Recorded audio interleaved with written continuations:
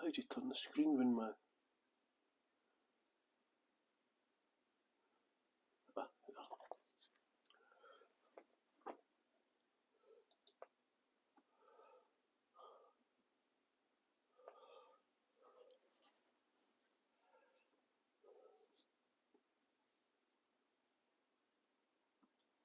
Oh, they are.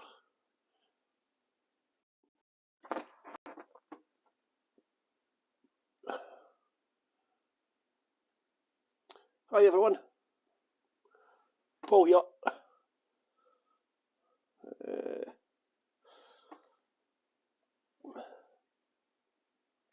What's going on, man? How's everyone doing? As you can see, the surprise location is my house. The weather is absolutely atrocious today in Edinburgh, Scotland. The fog's actually got really foggy.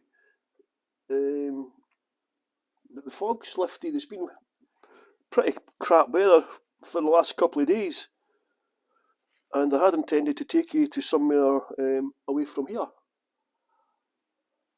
Oh, well, yeah, going to see type of chat and everyone so I can see who's here. It doesn't tell me who's here unless you type a chat. Diane, Arte, who's that? What's that one I can't see? Lethargy. How you doing? Dish, Peter, Cheryl. I can see you. Thanks for coming along today. You don't have to stay if you don't want to, by the way. I'm just going to show a few videos. I'm actually not feeling too good today as well, just to make it even better. Oh, Jolene! Hey, Jolene! How's it going? Anne as well. Hello, Anne. It's good back doing this on together virtually now, you know, because you get to see people that you haven't seen for a while and all that. It's quite good.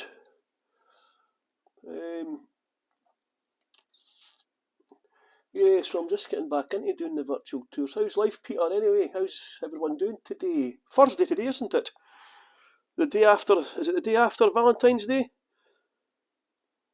Yes, did you all have a nice Valentine's Day yesterday? I got a semi-proposal last night on Facebook. A lady called, I'm not going to say her name, but yeah, somebody said if she was allowed to have two husbands, she's an American lady, and she said if she was allowed to have two husbands, she would have a Scottish one and it would be me.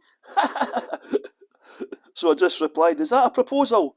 And she never answered, so anyway. I thought I got a proposal. It is a leap year after all, which I only discovered a couple of days ago. I thought next year was a leap year for some reason. So yeah, strange, man. Just another day, I know. Tell me about it. So this is the Falkirk Wheel here. Oh, it's kind of very popular for tourists, right? We do it. Hi, Mark. How you doing? A couple of years ago when I was doing my tours, we used to go to the Falkirk Wheel, and I actually tried to go with my friend Barbie. Came over a few years ago and wanted to go to the Falkirk Wheel. And we went to the Falkirk Wheel, right? They had me as their chauffeur and guide. Barbie and Norma, her friend, the two Canadian ladies. You'll recognise Barbie from the virtual tours. And yeah, they wanted to come in the Falkirk Wheel, and we drove to the Falkirk Wheel, and the bloody thing was closed down for maintenance. So I went on it a couple of years ago with my tour company, and it's actually not very good, because when you're on the barge, right, you can't actually see what's happening. So you go in the barge, right, it's an engineering masterpiece. It's the only hydraulic lift for barges in the world. It used to be powered by 11 boiled kettles, but you can't actually see what's going on in the barge.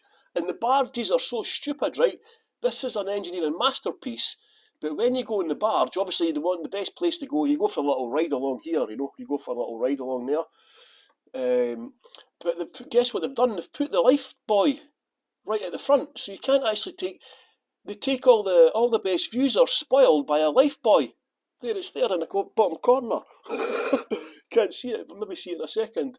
So you can't actually see what was going on. So I was actually bored. So on the next tour, I said to my clients, I says, look, I says, I'm not abandoning you. I said, I'm going to stay off the barge so you can actually see what's happening. So I filmed it for them. So you can actually see what's going on the boat. You'll get a better view. I mean, that's the barge reached the top. Now you just go for a little sail along, you go through a tunnel along a basin and turn around again. But it lifts up the barge. It opened for the Millennium. It wasn't actually supposed to be a tourist destination, actually. It was just for the canal opening up. They reopened the canal from Glasgow to Edinburgh for the Millennium. And initially it was just to move the barges. But then they realised, see that lifebuoy there? So when the boat starts, that closes. So that blocks your views. I said to the guy, I says, look mate, I says, can you not move the buoy? I says, everyone wants to sit at the front to take photographs and get the best view, but the lifebuoy blocks it. I just don't understand where they get that. So yeah, if you do go to the Falkirk Wheel, you actually get a better view from outside. So take from that buoy. I'm not trying to put you off from going to see the Falkirk Wheel. Especially if you're an engineering type person, you know, or somebody you're with is an engineering type person. It is a good thing to go and see, but you can't actually see what's happening, so I found that quite frustrating. Am I going to accept her or pay her a cost? So I've got to pay her £1. It's got 2 barges, you see. Look, it's quite popular. That's the visitor centre on the right. It's got a nice cafe and all that in it. If you're a tour leader, you get a free coffee and a roll or a cake for taking your tour group. But you've got to be quick and beat the driver, because the driver tries and beats you to it, because you only get one. Some of the drivers are buggers, man. Look at the skies. Obviously dramatic skies as usual in Scotland. I have got to pay her £1, have I? I didn't understand that. Jolene, your uncle he's born in a leap year, was he? No luck. Cheryl couldn't get to the front door for all the Valentine cards. That's crazy, man. I don't really do cards unless it's for children, you know. I think cards are just a rip-off, you know, unless it's for a big event, you know. Or if you're going to somebody's party or something like that.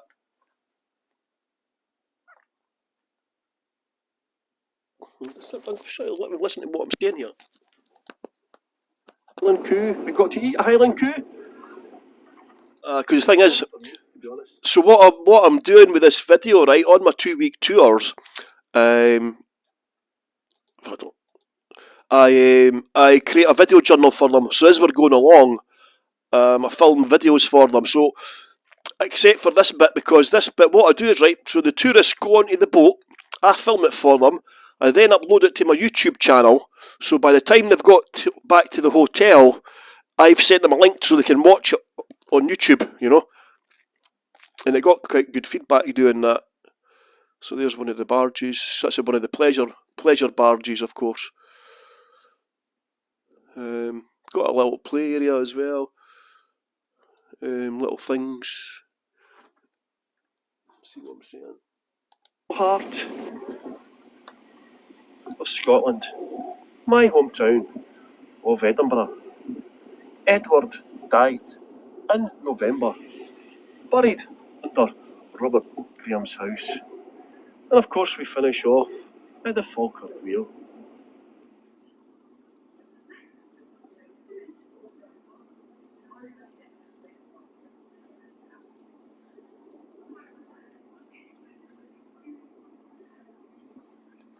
And here is the barge, slowly making its way down as the other one comes up underneath it. And of course, you cannot see this happening.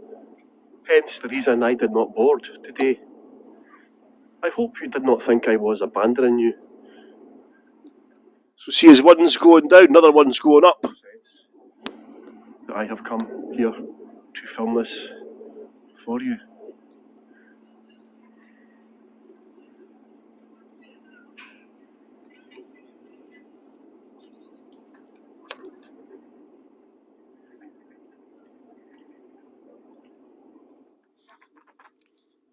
So when the barge comes down to the bottom,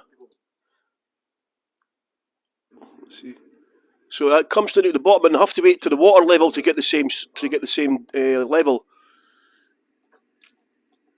It's quite fascinating to see it, like. So I'm not saying if you do come to Scotland and you are thinking of going to the Falkirk Wheel, I'm not saying don't go. But as I say, you can actually see what's going on better from outside. There's the barges coming down. See the water filling up. That's to get the water levels the same again, make them equidistant. I sent a surprise card to my 8-year-old granddaughter. Yeah, we used to get my when my son was small, we used to get a stranger to him, like one of our friends that Jamie didn't know. We used to get them up, get them to phone up on Christmas Eve and pretend they were Santa. And Jamie believed it so much, you know. Yeah, the things you do. So that's the barge. Antoine, named after Antoine Wall. Built by the Romans, of course. Is it? Yeah, so the Kelpies are quite close by. So yeah, so you kind of combine the two, the Kelpies and the Falkirk Wheel on the one trip, you know, on the same tour. It's just 10-15 minute drive from memory, I think it is, to the Kelpies. Yeah, because it is going to see it. It is worth going to see it, and then taking in the Kelpies as well. But whether or not it's worth going on it, it's 50-50 for me. Plus, you have to, especially in the summer, you have to make up your mind before you go, because it'll probably be fully booked. Only in the summer season, of course, the high season, so that's the water levels now at the same level, so the boat can come out now. Yeah, and there's a video that tells you about all the engineering works behind it and how they did it and all that, you know. That's quite interesting. As I say, it's worth going to see it, especially if you're going to the Kelpies. About 40 minutes from Edinburgh, 35-30 minutes, depending on the traffic. Depends on how long it takes you to get out of Edinburgh. It's kind of in the middle almost between Edinburgh and Glasgow, actually, Falkirk. It's one of Scotland's upcoming towns, actually, because of where it is. Because of its location halfway between Edinburgh and Glasgow, and it's got excellent motorway links as well, Falkirk. So yeah, it is. In fact, a couple of people came on one of my train spotting tours a few years ago, and I convinced them to move to Scotland, and they actually chose Falkirk. Because her husband, the partner, the guy worked for Asda's. It was near the distribution centre for Asda's, so they actually moved to Falkirk. So it's now an up and coming area for young people travelling into Glasgow and Edinburgh. So that's the Falkirk Wheel. So I'm going to show you. Most of you know that I was a tour guide with Invisible Cities, and now I just do voluntary work for them, and I help to train up the Invisible Cities tour guides and all that. And so I was doing just after COVID, actually. So when was it, actually? Your tour. Sorry, guys. So when was this put up? A year ago, but it was filmed more than a year ago. So it was after COVID. It was during the 26th. Oh, well, there you go. 26th of August 2020. This is just after lockdown, and we'd done I was doing a tour. I got asked to do a tour for a comedy tour for the Leith Comedy Festival, which was supposed to launch that year. They were going to launch it with comedians and all that, an indoor event, but because of COVID, they had to launch the Leith Comedy Festival with me doing walking tours. So I launched the Leith Comedy Festival, and I got invited onto BBC Radio Scotland, and I got interviewed on the afternoon show. And you'll hear a little story at the start. So just before, the guy who's interviewing me is a guy called Grant Stott. He's the brother of John Leslie, the ex-Blue Peter presenter who was up to shenanigans with sex tapes and all that. But so Grant Stott's interviewing me, right? So on Twitter, we follow each other on Twitter. He stars in pantomimes in River City as well, Grant Stott. And I put a post on Twitter, tagging him on Twitter, saying, I'm on the afternoon show today, and Grant owes me £600. Okay? Hi Don, it's okay pal, I'm having to do a tour from home because the weather's absolutely disgusting. So I'm just showing a couple of videos. I just got invited onto the radio to talk about the Leith Comedy Festival, and so this is what happens. Do you recognise that tune?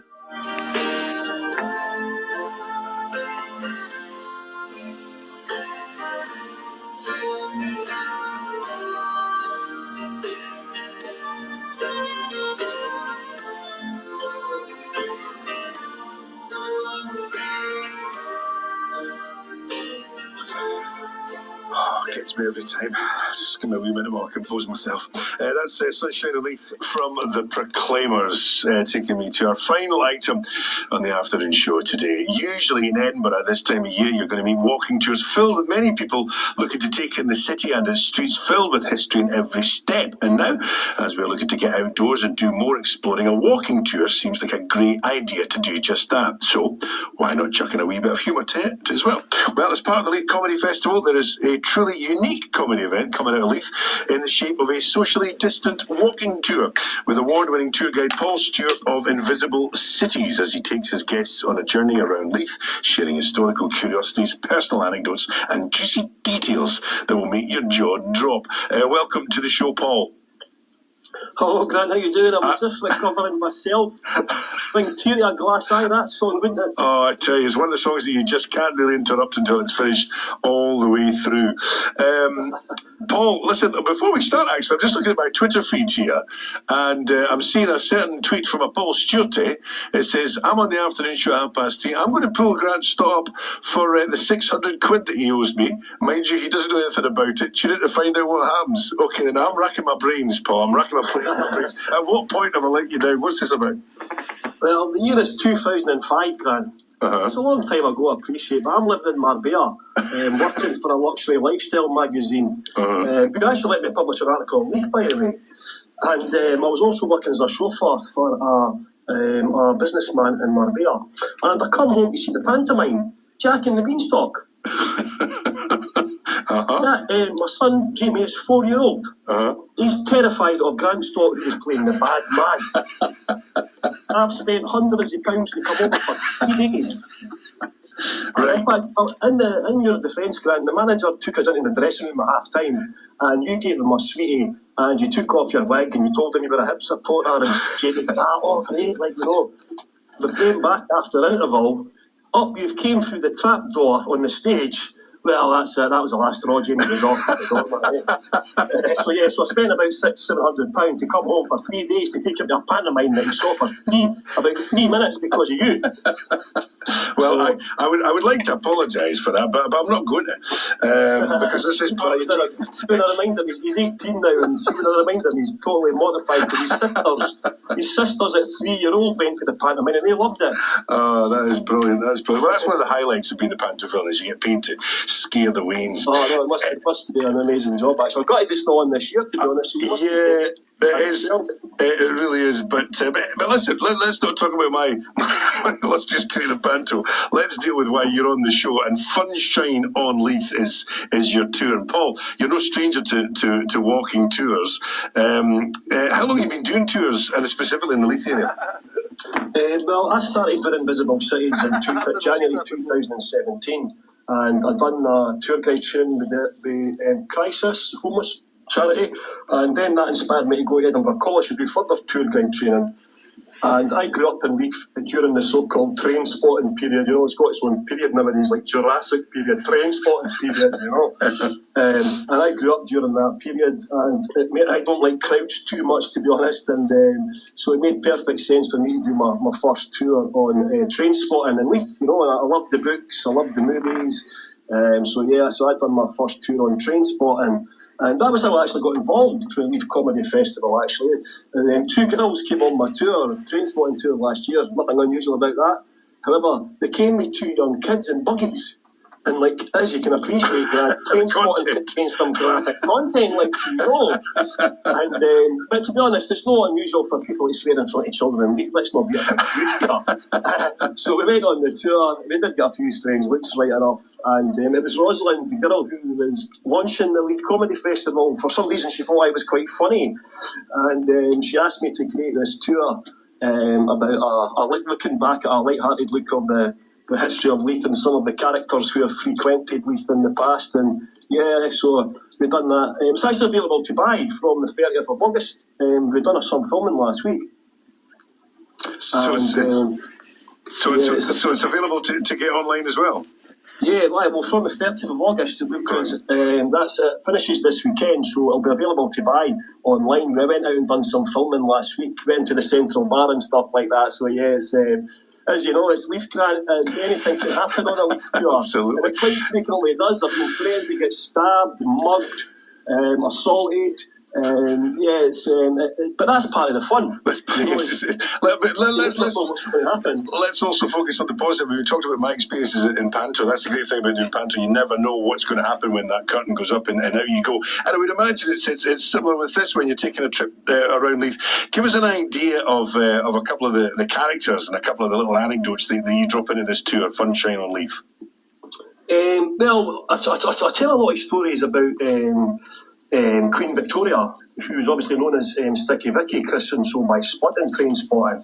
And I tell people about her drug taking. To be honest, Grant, she should have been in Trainspotting, Queen Victoria.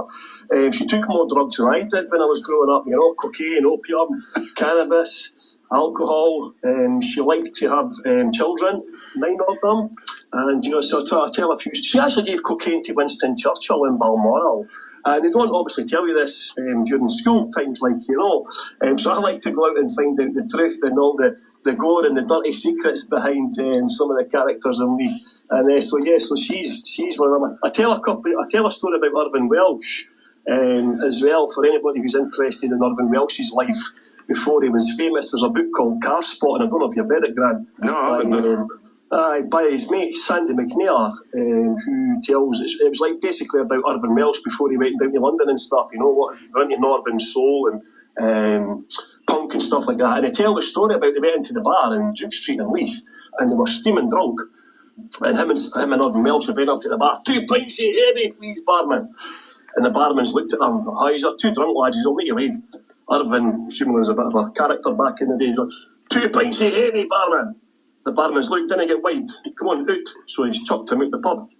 So they're reeking drunk, they're stoating about life. They went in a pub, they went up to the bar.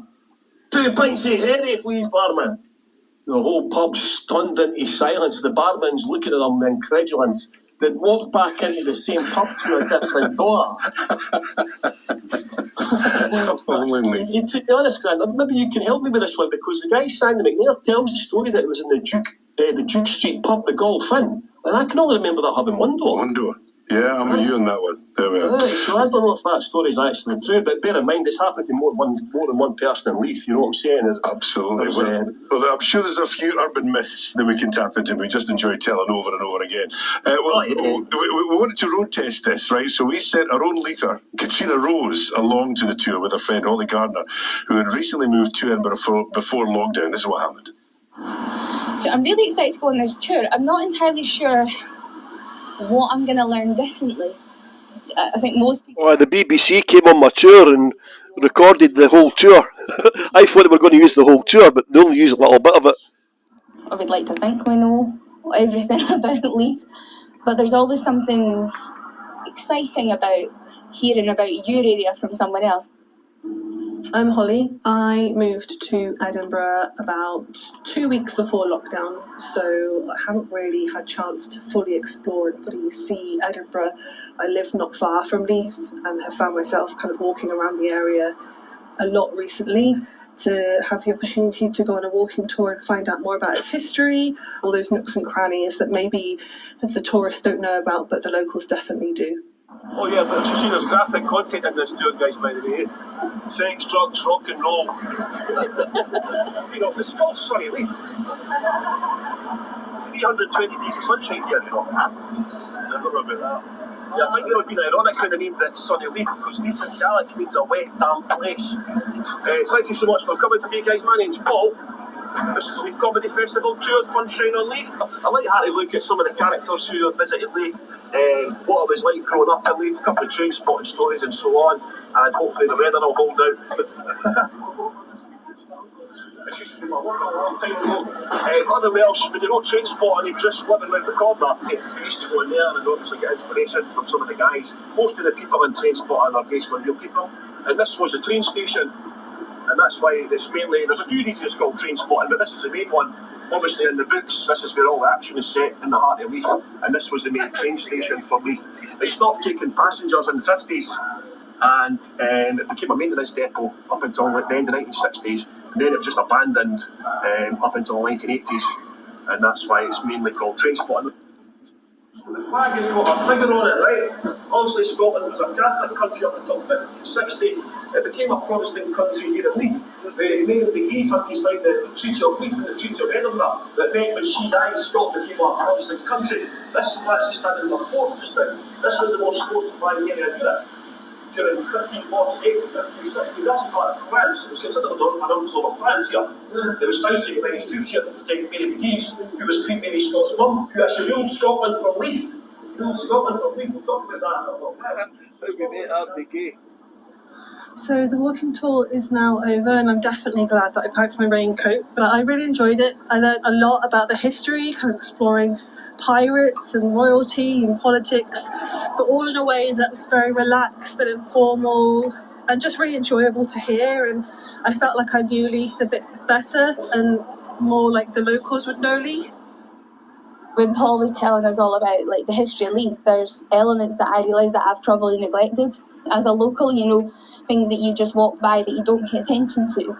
There's things I knew, but other parts about the flags that I didn't really know, and ashamedly the massive connection to Mary Queen of Scots as well. I think what's really great about this tour, it's a tour by Leithers, not just for tourists but for Leithers as well. Like, get back out and get to know your community and your area and find out something new about it and get to know the people and see it through someone else's eyes. Katina Rose and Holly Gardner on the Funshine on Leith tour. Paul, the tour guide, is still with me now, and just listening to you, your head must be so full of facts and little fun bite-sized chunks of information about Leith. And it was interesting to hear what Katina was saying there as well about how people should be, in this world where we're not obviously taking as many holidays abroad, we should be connecting more locally, and taking a tour in the hands of a tour guide like yourself must be a popular thing at the moment. What do you get? Any sort of highlights, Paul, with the connection you make from people who take the tour with you? Any funny stories? Aye, well, to be honest, Fran, I didn't go to school very much. I had a pretty difficult childhood. I only went to school for less than 2 years, to be honest. And I now I'm well read. I'm very well read, but I was a Ned, to be fair. But I've had school teachers and educated people who've got degrees and all that come on my tours. And they say to me, I don't know half the stuff that you're talking about, and some of them, but a lot of people, I get lots of reviews online, and a lot of people have said that they were inspired to go and learn more about Scottish history and stuff like that after a couple of tours, and that was even coming from school teachers and things like that. I'm in the top 14 experiences on Airbnb in Edinburgh. We're in the top 10% on TripAdvisor in the world, and I just recently qualified for the best tour guide in the world competition, and I got down to the last 7 of the tournament. I'm here speaking to my Grant Snot on the radio. I'm usually in the graveyard drinking bucky, you know what I'm saying? So it's a bit of a change for me, Grant. You know, it's good to be doing something positive instead of. I'm still on the dole, actually. I'm on benefits. I was supposed to be starting work with an American company. Tour company actually headhunted me online for my reviews this year, and obviously because of the pandemic it kept on getting postponed, but they said they're coming back next year, so hopefully I'll get off benefits and all that. But I just applied for a job just in case the producer's listening for Coach Trip on Channel 4. You know Coach Yes, Trip? I do, yeah, I know the show, yeah. I love it. It's my guilty pleasure in life, and I want Brendan's job. I want to be Brendan's assistant. So I just sent him an email a couple of days ago asking for a job as Brendan's assistant on the next coach trip. Well, Paul, spending just a wee bit of time in your company, nothing would seem impossible for you to achieve. The top, Grant, and work your way down, you know what I mean? Absolutely. Listen, it's been an absolute joy having you on the programme. We'll get you on some other time for another blather about Leith. Paul, great to talk to you. Thanks for taking time to speak to us. That was quite strange listening back to that, because that was obviously filmed in August 2020, and was that before Hago? Had Hago started then, or Hago just started after in December 2020? Yeah, because that's when I got a full-time job during COVID. I must have been the only person that works in tourism, because I was on benefits and I was only getting like casual work with Invisible Cities, and Yeah, because of Hago, right? When we first went on Hago, we got like I was getting like hundreds of viewers and hundreds of pounds of tips that was going to Invisible Cities, and then that enabled me to get a job. So listening back to that was quite strange actually, because obviously it was filmed in August 2020, just after the first lockdown had happened. Remember the first lockdown? June 20. Yeah, but the tours didn't go live then, Tish. The tours didn't go live. It was only, I think it was December. Yeah, I never got a response back from Coach Trip, by the way. They never ever replied to me. But yeah, because Brendan sometimes gets sick on Coach Trip. For anybody who doesn't know what Coach Trip is, you need to go online and if you go into YouTube, it's basically a competition, right? It used to be just normal people, right? So you'd get like 15 people on a coach, usually in Spain or the Mediterranean, somewhere like that. And every day you would do an activity in the morning, lunch, an activity in the afternoon, and then at night you had to vote to remove somebody from the coach. So you got a yellow card, right? So you had to vote. It was in couples. So the couples have to vote against other couples that they least like and so on. And so if you get 2 yellow cards, you get kicked off the coach. And it used to be just normal people. And then a few years ago, it switched to being celebrities, like B-list celebrities on it, all the reality stars and all that. But Brendan, the tour leader, is English. I think he's from Burnley or Barnsley or something like that, something in Lanarkshire anyway. But he's gay, he's in his, he must be in his 60s. He lives in Spain, but he's English, and he's so camp. He's such a nice guy, he's so camp, it's hilarious. But sometimes he gets sick on the tours, so they've had to get other people to come along, So I says, I'll be on his assistant, but they never got back to me anyway.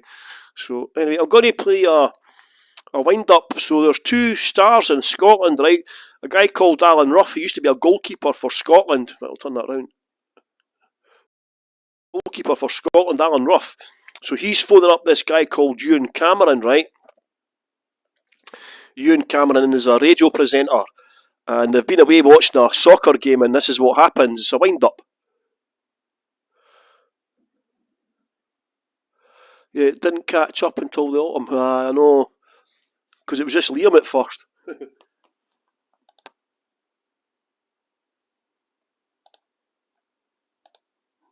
What's happened here?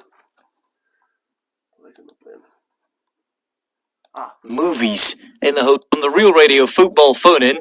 They were off together watching Celtic. Well, they should have been watching Celtic. They were watching some less than savoury movies in the hotel room. Here's Alan calling up Ewan with the bad news that the boss at Real Radio has found it on the bill and wants to know what they were watching. Hi, Ewan. Ewan, Yes. it's Ruffy. Hi, Ruffy. How are you doing, How mate? you doing? Is things going okay? Aye, I tell you what, mate. I'm just arrived at the stadium. What a stunning stadium, and the pitch is like a snooker table. I thought it was supposed to be a mess, the stadium. No, I mean it is. It's nice on here. It'll be lovely when it's done, but it's very tight. You're right on top. I'm not joking. You're within. You could touch the place. You're that close to it. Right. Well, anyway, it's not football I'm on about. Yeah, what is it, mate? Unfortunately, you know how we did the expenses for Lithuania. Maggie's sending them down to Leeds, and they've come back up questioning them. Oh, have they? and unfortunately, no, on the bills for the hotel room, it's got the adult movie channels. No. Well, he's got the receipts anyway, and I have to go up and see him at 5 o'clock. So I just thought I'd let you know before. Well, just say that's a mistake. That's a mistake, and just say, look, no, I'm not asking you to pay for that. That's a mistake. Just tell him that. Just say it's a mistake. That's not for you to pay for. Can you remember which film it was? Which film it was? Like, I've got one on mine, but there's 3 on yours. Just tell him you're not paying for it. Just say that that's not part of the expenses. That's a mistake. That is a mistake, and I paid for that, and that's the end of it. But anyway, the worst thing of the lot is that some of the procedure or something, I've been sent a letter, to see him, and to the house. So he's probably sent a letter to your house. Look, Ruffy, you know, and I know, this f***ing hotel have made a mistake. I'm just saying... If it's going to be a problem, then I'll pay for it then. I'll pay for that time, but I can how embarrassing is that? That actually went to Leeds. Yeah, well, no, that's where the expenses go, but they've sent it back up to Maggie to quit. That's how embarrassing is that? That's not the bit I'm worrying about. The worrying bit is if you sent a letter and your wife opens it when you're away, because Maggie nearly opened mine. No. When did you get that? This morning. Right, I'm going to phone Trees. I'll phone you back, mate. I'll just ask if there's anything come from the post for me. I won't say anything. I'll just say, have I got any post this morning? See what she said. Can you remember, what was it, Lesbo Lust? No, mate, there was guys in it.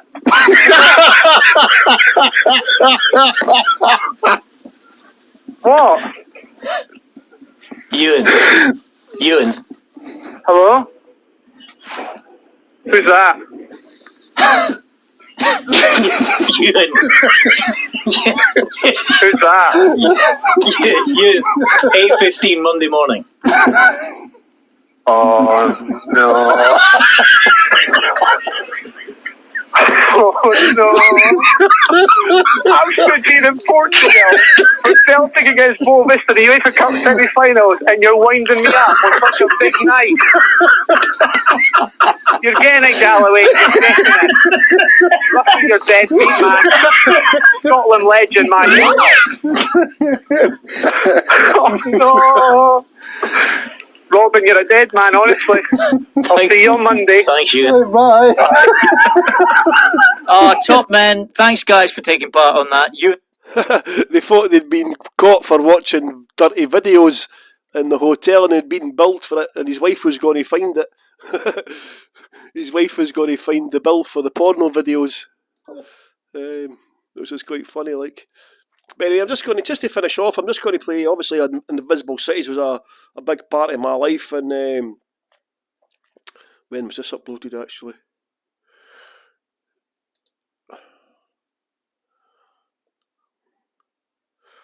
But this is me done a video. Hello everybody, welcome to Edinburgh. Paul here. Thank you very much for coming on my tour tonight. Well, it's not so much of a tour, it's more of an announcement as to let you know what is happening with me in the future and from now on. So please, hold tight. This is 2 years ago. So as most of you know, I have been a tour guide with Invisible Cities for almost 6 years now. It's been a big part of my life. I started doing virtual tours on Hago in January last year. I've now done almost 200 tours on Hago. I've had over 20,000 people join my tours. It's been an honour and a privilege to bring you virtual tours of Edinburgh, Marbella, Manchester, and so on. But it's now the time is right for me to move on to my next stage. And it's quite emotional for me, actually, because Invisible Cities has been a big part of my life. 6 years almost, and they've kind of changed my life. I was selling the Big Issue, the homeless magazine, 6 years ago in Edinburgh. And now here I am, offering virtual tours to people from all over the world. And sometimes I even get paid to do tours. Can you believe that? People pay me money to hear me speak. How incredible is that? Can you believe people pay me to hear me speak? So as most of you know, Invisible Cities are a social enterprise who train people who have been homeless to become tour guides. How amazing is that? Invisible Cities was started by my boss Zakia, who's actually French, and she has lived in Scotland for now 13 years. And by the way, if you come to Scotland, and if you live here for more than 3 months, we claim you as Scottish. Zakia has worked with homeless people for quite a lot of her career. She's worked on the Homeless Soccer World Cup, and she worked for a homeless organisation here in Edinburgh called Social Bite, which is just around the corner from here. And that is how I become involved with Invisible Cities. I started to volunteer for Social Bite when I was homeless myself. Luckily, I was in temporary homeless accommodation. I was not sleeping on the streets. I used to sleep on the streets, but I know my rights by law now, so I've not slept on the streets for a long time. there's different types of homelessness, shall we say. And Zakia used to work for Social Bite, and Social Bite told me about Invisible Cities, and I applied to become a tour guide with Invisible Cities, and thankfully Zakia accepted me. I completed my training, and then I was massively encouraged to go to college to do further tour guide training. The tour guide course I did had a wonderfully, massively long title, the longest course I've ever done. The title of the course was Developing Skills on How to Become an Effective Tour Guide. Developing Skills on How to Become an Effective Tour Guide. How long is that? So so I went to college to do further tour guide training as well. We have now won the best community tour in the whole world on Lonely Planet last year, and a big part of that was in fact due to me. Probably about 75% of it, actually. I'm not being big-headed, I'm just telling the truth. That's what it is. I got the best community tour in the world. Woo! And I do tours about train spotting, females of Edinburgh. I do bespoke tours. I've done tours about crime and punishment, architecture, the history tours of Leith and Edinburgh and so on. I get paid now to speak and talk in front of people. If you just saw me 6 years ago, you would not believe the change in how nervous and anxious I was. I suffer from depression, anxiety, PTSD and so on. And 6 years ago I used to physically shake. I'd be shaking like this, my legs, my hands, my body, you could hear it in my voice. I'd be physically so nervous I could hardly speak. And now, I'm pretty much okay at it. And I believe, like people actually come back on more than one of my tours. People come back on several of my tours. Can you believe that? And as I said, we've switched to doing virtual tours now on this Hego platform. And it's kind of saved my life. And it's now also with the support of Invisible Cities, and in part due to Hego, the success of the Hego platform as well, I've now decided to leave Invisible Cities after being with them for almost 6 years. And I'm now going to start up my own tour company. So today is my last day with Invisible Cities, unfortunately. It doesn't mean that anything on Hego is going to change. I'm taking over the Hego page from Invisible Cities. Unfortunately, Invisible Cities doesn't have anyone else who can do virtual tours.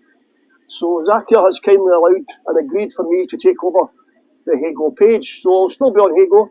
I'll still be offering you loads of tours, so don't get too excited. I'm still going to be here offering tours. And I've got a bit more freedom now to do what type of tours that I want to do. So watch this space for hopefully some more exciting tours as well. The reason I'm leaving is because I feel now I'm ready to leave. I've been working for 6 years for Invisible Cities, and I feel now that I'm at the stage where I can go on my own. I have a new website. I'm about to go live.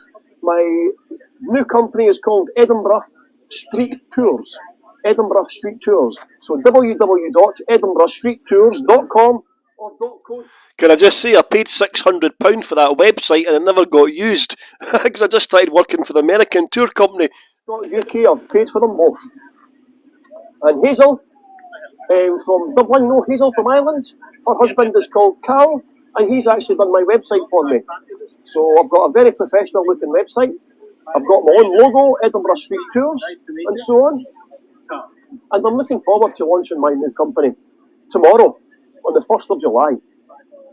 I've actually got a tour on Hego tomorrow night as well, all about my first tour, Trainspotting. So I would recommend, if you have not seen the movie Trainspotting, please watch the movie Trainspotting before you join my tour. It makes it a lot easier and it'll become clearer as to why you should watch the movie before you join my tour. So I'm still going to be on Hego. It just means I'm going to be working on my own. I'm still going to be working with Invisible Cities. I did not want to leave them in the lurch. They have a lot of group bookings, hotel bookings coming up in July and August, so I have offered to continue to help out Zakia and Invisible Cities when they need me. And then Zakia is hopefully going to give me some work. I have got some work from some of my friends. I am now doing, I will be doing coach tours. I love doing coach tours. What we do is we pick people up on a coach and we take them on a tour around Edinburgh, and then we take them for a tour of the castle. So I've got some work up until November. I've got about 3 different companies who I'm working with. So I'm going to be doing tours for these people as well, and hopefully I can last until November. my plan is in December and January is to move to Spain for 2.5 months. You all know I love Marbella. We don't get vitamin D in Scotland in the winter, unfortunately, but because of Brexit, we cannot no longer just go and live in Spain anymore. We can only go for 3 months at a time. But the problem is, if you go for 3 months, you cannot go again to anywhere in Europe for 3 months. So my plan is to hopefully save up enough money and go to Spain in January or February, December, whatever, and stay there for 2.5 months and do my virtual tours for Hago whilst I'm over there as well. So hopefully that's what's going to happen. So watch this space. I'm still going to be continuing on Hago. And as I said, my company is called Edinburgh Street Tours. It does what it says on the tin. It's Street Tours of Edinburgh. I don't normally talk about homelessness on any of my tours in person. The only time I mention homelessness is in the introduction. We all do the same introduction, why Invisible was started to help homeless people become tour guides and so on. But not on any of my tours in person do I talk about homelessness. I have talked about it a couple of times on Hago, but in general I don't talk about homelessness on my tours. I don't let homelessness define who I am. I've been homeless between 12 and 15 times, but that has nothing to do with my tours. I'm very well read. I did not go to school very much, but I'm very well read. I like to read. And so that's how I can offer you so many different tours, because I like to keep on reading. It's one of my hobbies. And one of my hobbies is also walking and talking. And what better job than could be? If you like walking, talking and reading, a tour guide is a dream job. I'm now going to be doing a Hago Tour Guide Academy, by the way, in the next few weeks. So watch this space. I'm now getting paid to help other people become virtual tour guides. In the past, we have had new tour guides joining the Hago platform, and I always contact them within the UK, unless they're from Edinburgh. There's too many Hago guides in Edinburgh. But yeah, I have helped tour guides, and people in here will confirm that I have helped them. So I think it's a natural progression for me then to become part of the Hago Guide Academy. So I'm looking forward to doing that as well. I'm quite nervous, to be honest. I'm quite excited at the same time, but hopefully with the support of the Hago family, because I believe that's what we have become now over the last few years. It's more than a community, it's almost like a family with a lot of the Hago Voyagers. And it's so humbling to have that support from everyone. So please, I'll need just your support more than ever going forward now, to be honest. So please continue to support me as much as you can and come on my tours, leave a donation if you can. My tours, my tips normally go to Invisible Cities, but from tomorrow, all the tips will be going to me. Well, our share, the 60% share that we get from Hago, that will be coming to me tomorrow, from tomorrow onwards. So during the last 18 months or whatever, the tips have all been going to Invisible Cities, but now from tomorrow, this is the last tour I'm doing for Invisible Cities. So after today, all my tours will be for myself. So I'm quite excited and quite nervous, as I said. So watch this space and please continue to support me. I'm going to head off now because I've got some more work to do, obviously. So please continue to support me on Hago and keep on Hagoing. Keep travelling. Again, that's quite strange watching that back, because that's the first time I've watched it back in a long time, you know.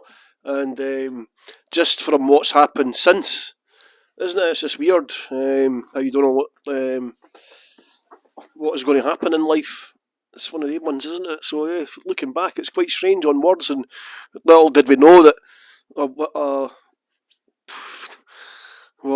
less than a year later, Hago was gone. Yeah, Hago was gone like a year. Was it April last year? April 22. Hago was gone. So yeah, just shows you never know what's going to happen. And obviously, I never started.